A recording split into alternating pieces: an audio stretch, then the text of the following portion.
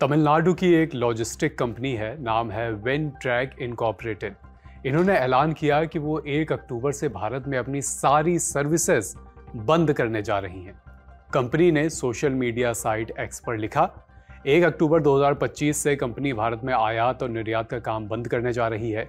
पिछले 45 दिनों से चेन्नई के कस्टम अधिकारी हमारे साथ लगातार प्रताड़ना कर रहे हैं। इस साल हमने उनकी रिश्वतखोरी की करतूतों को 2 बार एक्सपोज किया था। इसके बाद उन्होंने हमसे बदला लेना शुरू कर दिया। हमारे ऑपरेशंस ठप हो गए, भारत में हमारा बिजनेस बर्बाद हो गया।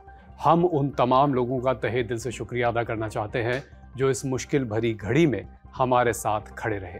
कंपनी ने अपने सोशल मीडिया बायो को भी बदल दिया। अब लिख दिया है, चेन्नई कस्टम की रिश्वतखोरी को एक्सपोज किया, बदले को झेला, बिजनेस बर्बाद हुआ, भ्रष्टाचार जीता। वो हमारे बिजनेस को बर्बाद कर सकते हैं लेकिन हमारी आवाज को नहीं। कंपनी के इस कदम के बाद वित्त मंत्रालय का जवाब आया। मिनिस्ट्री ने एक्स पर लिखा, ये जिस कंपनी का नाम आ रहा है विनट्रैक, ये कंपनी क्या है, क्या काम करती है, इनका अतीत क्या है, किस विवाद का ये कंपनी जिक्र कर रही है, ये पूरा मसला क्या है, इस बारे में आज विस्तार से बात करेंगे। नमस्ते और स्वागत, मैं हूं अभिषेक। आप देख रहे हैं लल्लन टॉप का डेली फाइनेंशियल बुलेटिन खर्चा पानी।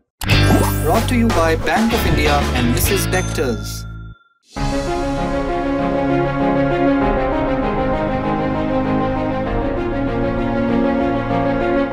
कंपनी ने जो कुछ भी सोशल मीडिया साइट पर लिखा, उसके बाद वित्त मंत्रालय का भी जवाब आया।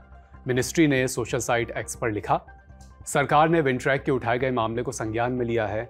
राजस्व विभाग को इस मामले की निष्पक्ष, पारदर्शी और तथ्यों पर आधारित जांच करने का आदेश दिया गया है।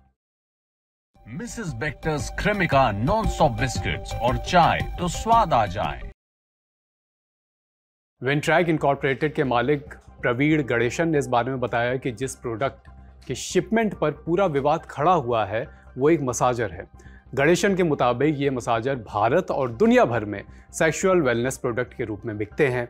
आम बोलचाल में आप इसे सेक्स टॉय भी कह सकते हैं। विनट्रैक कंपनी चीन और थाईलैंड की ई-कॉमर्स वेबसाइट से भारत में सामान मंगाने में मदद करती है। कंपनी का दावा है कि वो पूरे भारत में डोर स्टेप यानी घर पर डिलीवरी का ऑप्शन देती है। विनट्रैक के फाउंडर गणेशन ने इस बारे में एक एक्स पोस्ट में लिखा, मसाजर बिना चार्जिंग केबल के कैसे बेचा जा सकता है। नए प्रोडक्ट के साथ चार्जिंग केबल देना जरूरी होता है क्योंकि उसके बिना वो काम नहीं कर सकता। इस साल कस्टम ने पहली बार सवाल उठाया कि चार्जिंग केबल को अलग से क्यों नहीं बताया गया।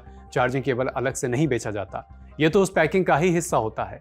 EPR और LMPC कंप्लायंस के लिए पहली बार मैनुअल रिक्वेस्ट आई, जिससे शिपमेंट में देरी हुई, हमें पेनल्टी देनी पड़ी।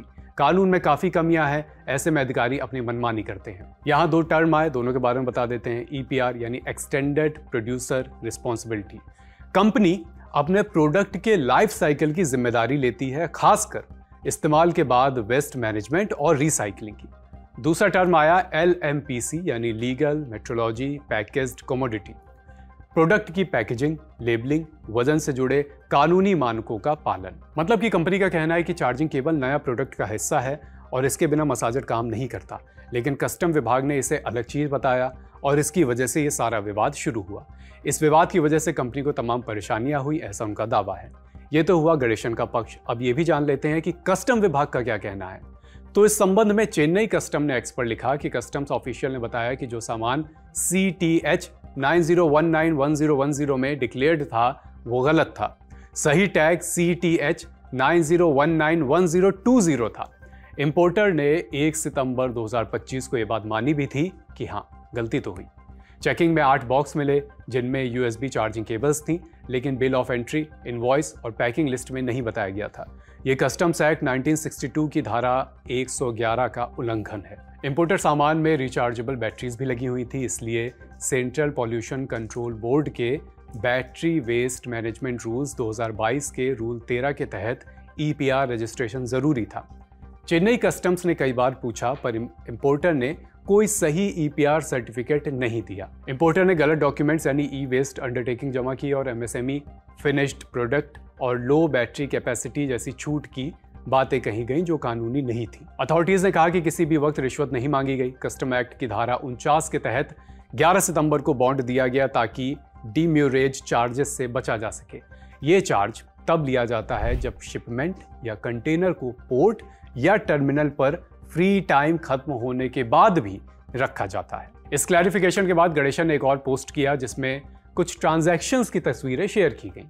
उनका दावा है कि ये पैसे अधिकारियों को रिश्वत के तौर पर दिए गए थे।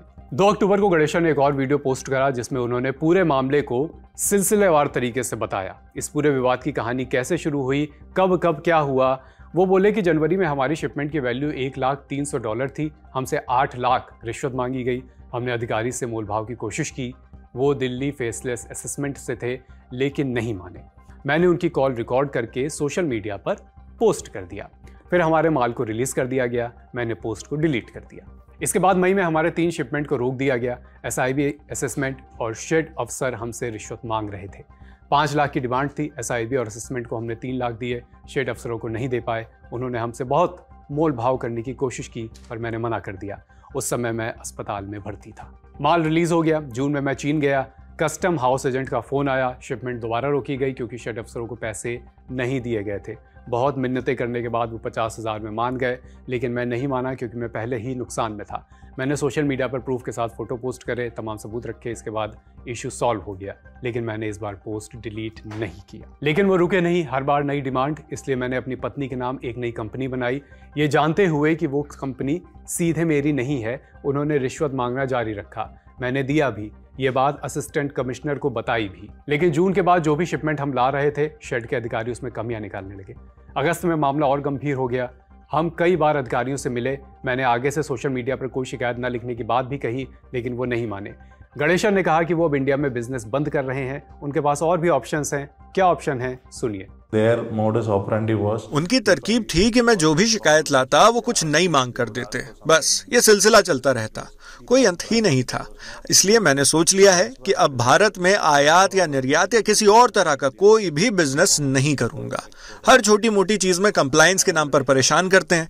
हमने EPR के लिए भी अप्लाई किया, फिर भी टाइम लगाते हैं। शिपमेंट रिलीज करने की इजाजत तो है उनके पास पर ऐसा करते नहीं है। कहते हैं ऊपर से दबाव है, बड़े अधिकारियों का प्रेशर है।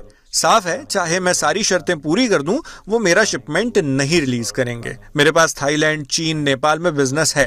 अगर इनके ईगो की वजह से यहां मेरा बिजनेस बंद भी हो जाए तो मुझे फर्क नहीं पड़ेगा। मैंने सुना है वो मुझसे बदला लेने की प्लानिंग कर रहे हैं। छापेमारी करेंगे, नुकसान पहुंचाएंगे, मेरी पर्सनल लाइफ खराब करेंगे। मैं हर चीज के लिए तैयार हूं, खासकर अब जब ये बात सबके सामने आ ही गई है तो। so I am prepared for everything when this has gone public. इस मामले पर central board of indirect taxes and customs की भी प्रतिक्रिया आई है।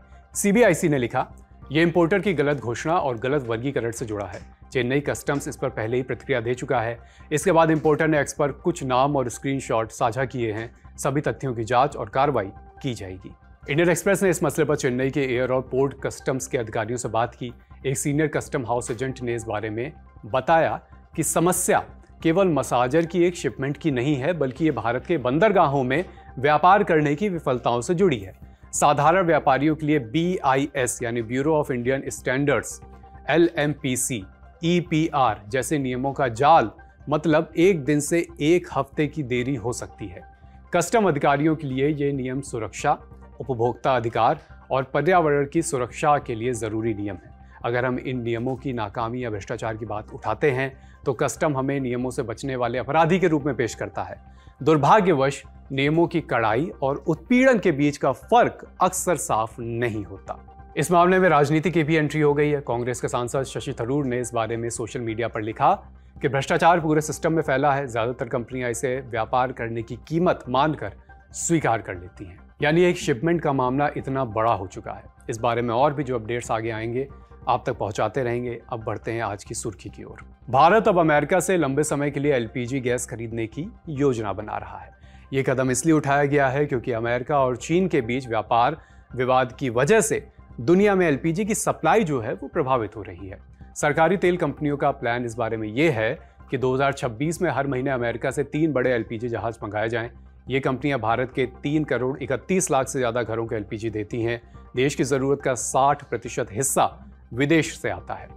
ट्रेडर्स का कहना है कि ये पहली बार है जब भारत अमेरिकी सप्लायर्स के साथ लंबी अवधि का समझौता करने जा रहा है। मसला यह है कि अमेरिका और चीन के बीच बढ़ते व्यापार विवाद के कारण LPG की कीमतें और सप्लाई दोनों प्रभावित हुई हैं। पहले चीन अमेरिका से ज्यादा LPG खरीदता था, लेकिन अब चीन पश्चिम एशिया के देशों से ज्यादा खरीद कर रहा है, इसलिए अमेरिका का माल सस्ता बिक रहा है। तो ये हुई आज की 2 बड़ी खबरें, अलग अलग जगहों से, अलग अलग अर्थ जगत से जुड़ी हुई। अब कुछ सूचनाएं आपके लिए। त्योहारों के मौसम में घर से दूर, काम के बीच अक्सर घर के त्योहार याद आते हैं। आंखों के सामने तैर जाती हैं वो सारी पुरानी यादें जो गांव घर के आंगन में बसी हैं। बाबा आजी के किस्से, मम्मी की कहानियां, नानी का वो घर जो नानी के जाने के बाद नानी का नहीं रह जाता, मामा का घर हो जाता है। गांव घर के ऐसे ढेरों किस्से जो शहर की भागदौड़ के बीच कहीं पीछे छूट गए। सुनिए सौरभ द्विवेदी और गिरिजा ओक के साथ घर जैसी बात, 4 अक्टूबर दोपहर 2 बजे लल्लन टॉप पर। सूचनाएं अभी समाप्त नहीं हुई हैं। हमारी जो नई सीरीज शुरू हुई है हम बिहार के लोग, उसमें 4 अक्टूबर को शाम 5 बजे आप देखेंगे एक ऐसी बिजनेसमैन की कहानी जिसने तमाम जटिलताओं से पार पाते हुए 1100 करोड़ रुपए का एम्पायर खड़ा करा। इनकी कहानी हम बिहार के लोग में 4 अक्टूबर को शाम 5 बजे। तीसरी सूचना, आजम खान समाजवादी पार्टी के नेता जो हाल ही में जमानत पर जेल से बाहर आए हैं, उनका इंटरव्यू किया है लल्लन टॉप के पॉलिटिकल एडिटर पंकज झा ने। वो इंटरव्यू भी आपको 4 अक्टूबर को चैनल पर देखने को मिलेगा। खर्चा पानी यहीं समाप्त होता है। अपना ख्याल रखिए। शुक्रिया।